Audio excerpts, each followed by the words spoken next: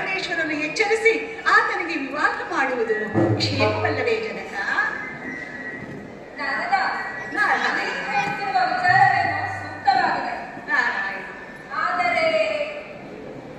ಆದರೆ ಈ ಕಾರ್ಯವಾಗಬೇಕಾದರೆ ಶ್ರೀಹರಿ ಇಂದ್ರಾದಿಗಳೆಲ್ಲರೂ ಸೇರಿದರೆ ಮಾತ್ರ ಸಾಧ್ಯ.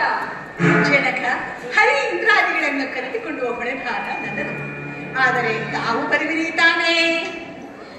ಖಂಡಿತವಾಗಿಯೂ.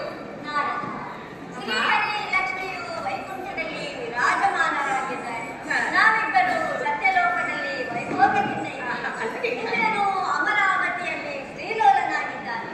ಆದರೆ ಪರಶಿವನೊಬ್ಬನೇ ಏಕಾಂಗಿಯಾಗಿದ್ದು ಹೇಗಾದರೂ ಮಾಡಿ ಆ ಶಿವನಿಗೆ ಲಗ್ನವನ್ನು ಮಾಡಿಸಲೇಬೇಕೆಂಬ ಬಯಕೆಯಲ್ಲವೇ ಶಾರದಾ, ಆತನೇಕೆ ಕೇಳುತ್ತಿರುವೆ? ಆತನ ಬಯಕೆ ಅದಲ್ಲವೇ? ನಾರದ, ನೀನೀಗಲೇ ಬರು. ಇಂದ್ರಾದಿ ದೇವತೆಗಳನ್ನು ಕರೆದುಕೊಳ್ಳುವ ಜವಾಬ್ದಾರಿ ನಿನ್ನದು. ನಾನು ಶಾರದಾ ನೀನು ಕರೆದಾಗ ಖಂಡಿತವಾಗಿಯೂ ಬರುತ್ತೇವೆ. ಖಂಡಿತವಾಗಿಯೂ ಬರುವಿರಿ ತಾನೇ ಜನಕ?